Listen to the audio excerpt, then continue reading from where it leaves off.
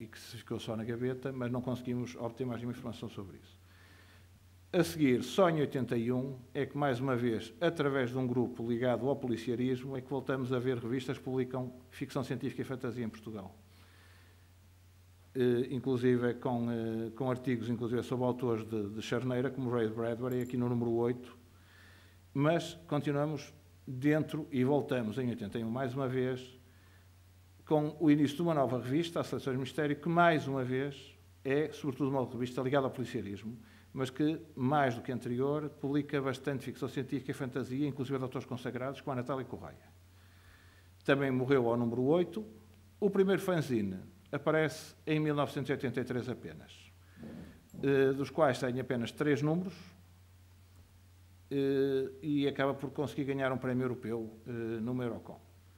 Entretanto, com este aparecimento dos fanzines e com algum movimento dentro do fandom, o José Manuel Moraes, que tinha ganho o prémio de Contos Fantasporto, consegue publicar a revista Antares em 85 em França, e é publicado na Escatelli, no Japão, e isto são fanzines, um artigo sobre ficção científica em Portugal e sobre o fandom.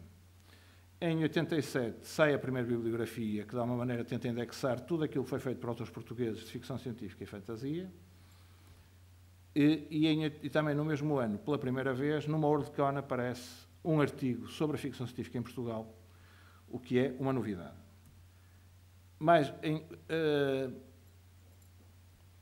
continuando a velha tradição, enquanto os fanzines continuam a não aparecer na área da ficção científica e fantasia, mais uma vez um fanzine ligado ao policiarismo, a Célula Cinzenta, de que trouxemos aqui o número 27, publica, desde os inícios dos anos 80, para além dos contos policiais, contos de ficção científica e fantasia na área. Em 87 sai o Boletim Nebulosa, que também só teve 2 números, e continuamos sem revistas, sem fanzines, durante todo este período.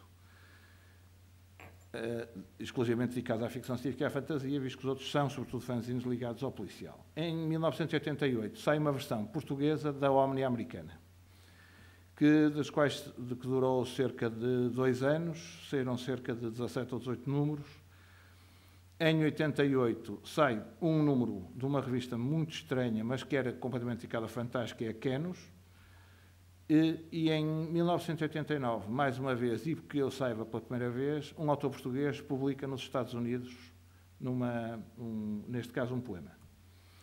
Em 94 sai, quase em simultâneo, a segunda edição da bibliografia em Portugal, e sai em coautoria com o autor brasileiro o catálogo da ficção científica, de ficção científica em língua portuguesa, que tenta indexar todas as publicações que publicaram ficção científica e fantasia em Portugal, até essa data.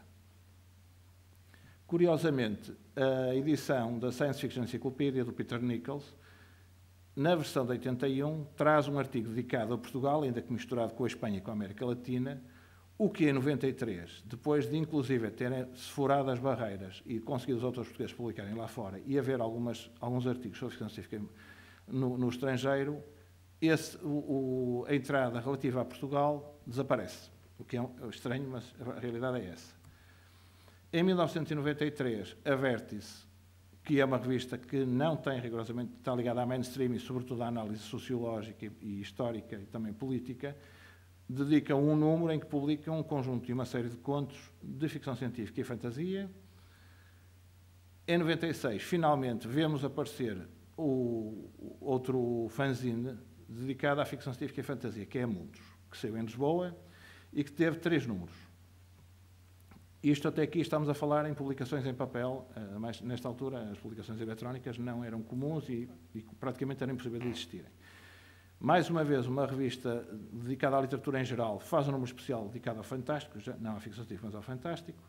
E em 97, como consequência dos encontros de ficção científica de Cascais, a Locus tem um artigo extenso sobre Portugal e a Espanha, até porque esteve cá em Portugal, em 96, uma delegação importante de quer autores, quer editores espanhóis.